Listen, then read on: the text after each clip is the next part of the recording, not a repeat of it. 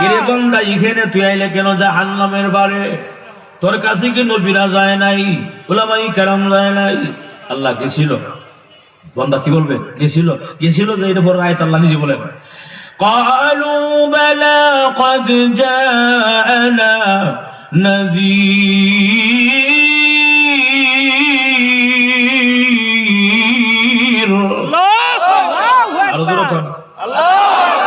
প্রভু গিয়েছিল গো দাওয়াত তাবলীগ ওয়ালা ভাইরা ধরে ধরে গাঁটি নিয়ে গেছিল, গাঁটি সুর বদনা সুর দাঁড়াই দিয়েছিলাম, কথা বলা উলামায়ে কেরাম গিয়েছিল। আল্লাহ 1 লক্ষ মতান্তরে 2,24,000 পয়গাম্বর দাওয়াত নিয়ে আইছিল।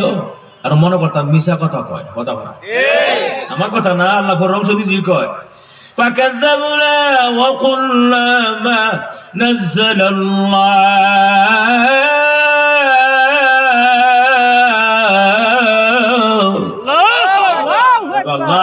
আমরা মনে করতাম হুজুররা কামই মুসিলে যাও না, কথা বলা হুজুররা কামই ওয়াজ করুন আর কোনো কাম খাইলে কাম নাই, এর লাগি ফালতু মনে করতাম। আজকে যে বুঝছি আল্লাহ ভুল তোর ফাটাই দাও, ফাটাইব না ফাটাবো। এই জন্য আফসোস করা দরকার এখন থেকেই, আগামীকাল থেকে নয়, এখন থেকে, ঠিক না? এখন আসুন আমি আপনাদের সম্মুখে একটা বিষয় আলোচনা করতে চাই।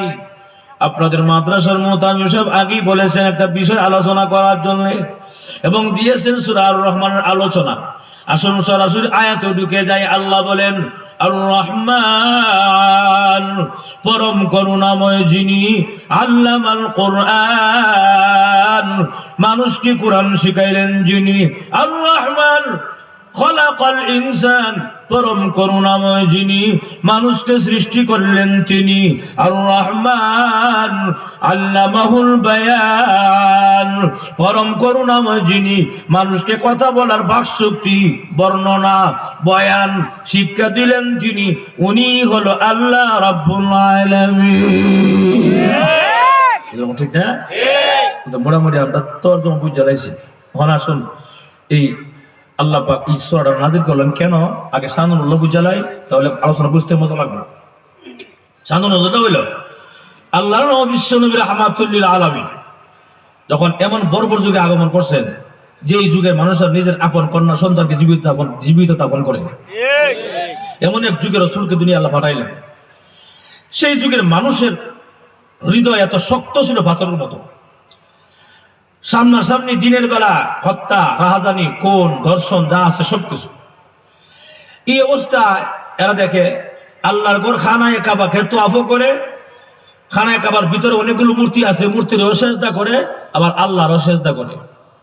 নাউজুবিল্লাহ।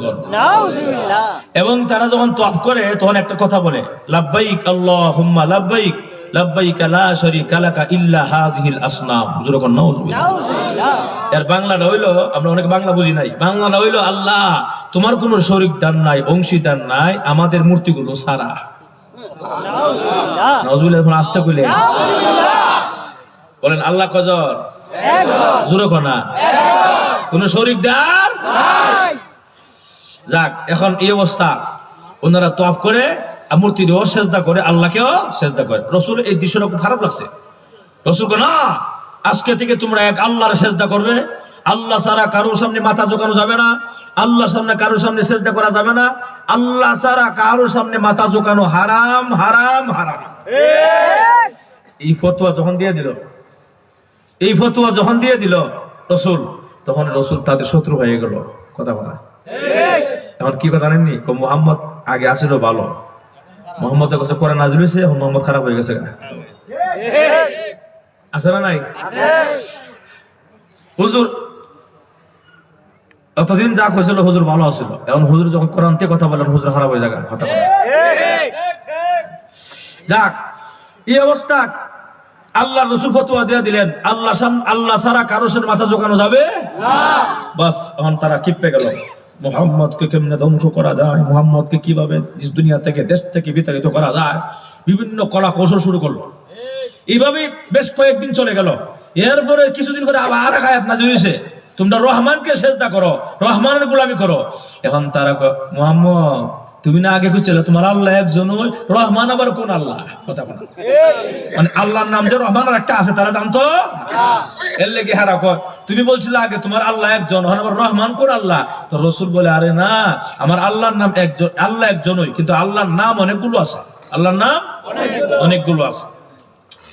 তখন এরা কয় যদি আল্লাহর নাম অনেকগুলো থাকে তোমার আল্লাহরে কোন নামে ডাকতাম, কোন নামে ডাকলে আল্লাহ সাড়া দিব? তখন আল্লাহ আরেক আয়াত নাযিল করে, সুবহানাল্লাহ, সুবহানাল্লাহ, কুল ইদউল্লাহ আও ইদউর রাহমান।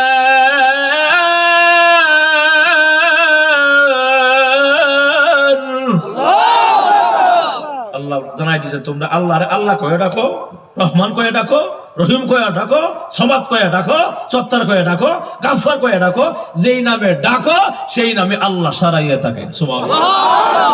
তাহলে এখানে একটা কথা পরিষ্কার হয়ে গেল, কোন নামে ডাকতাম পরিষ্কার কথা বলা। ঠিক। আবার আরেক প্রশ্ন শুরু করছে, এটা প্রশ্ন শেষ নাই। মোহাম্মদ বুঝলাম তোমার আল্লাহ সব নামে সারা দিব, কিন্তু রহমান যে বলে তোমার আল্লাহ একজন আছে, মানে তোমার আল্লাহর নাম রহমান, রহমানের পরিচয় কোতে? রহমান কে? মানে রহমান, রহমান কেডা? রহমান কে? এই কথার পরিপ্রেক্ষিতে আল্লাহ পুরা সূরা রহমান নাযিল করে রহমানের পরিচয় দিলেন। সুবহানাল্লাহ, সুবহানাল্লাহ। আর রহমান আল্লামাল কুরআন।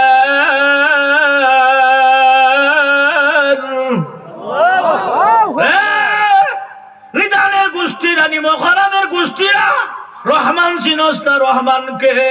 রহমান হলো যিনি মানুষকে কোরআন শিখাইলেন, যিনি রহমান হলো যিনি মানুষকে সৃষ্টি করলেন, তিনি রহমান হলো যিনি মানুষকে কথা বলার বাক শক্তি, বর্ণনা, বয়ান শিক্ষা দিলেন, যিনি উনি হলো রহমান, উনি হলো তোর আমার রব, উনি হলো আল্লাহ রাব্বুল আলামিন। জোরে কোন সুবহানাল্লাহ।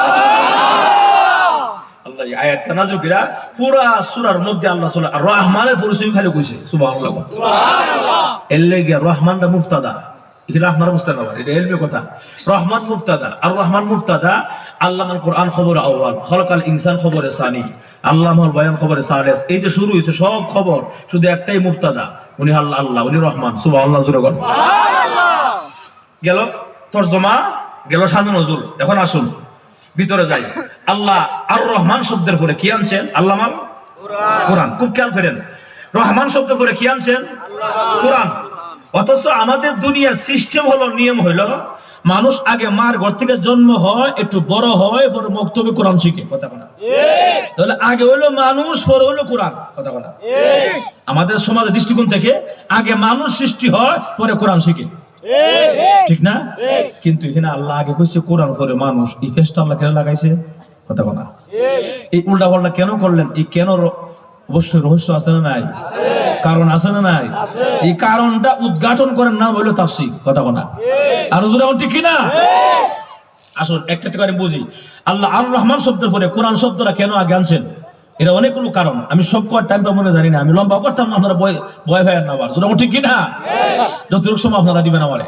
এর মধ্যে একটা কারণ হইল আল্লাহ বিশ্ব নবী রাহমাতুল লিল আলামিন যখন আল্লাহ অন্ধকার যুগে পাঠাইলেন, এরা রাসূল দেখে যে এর মন যে শক্ত, এর মাইরা ভিটটা মানুষ করা যাবে না। কথা বলা ঠিক।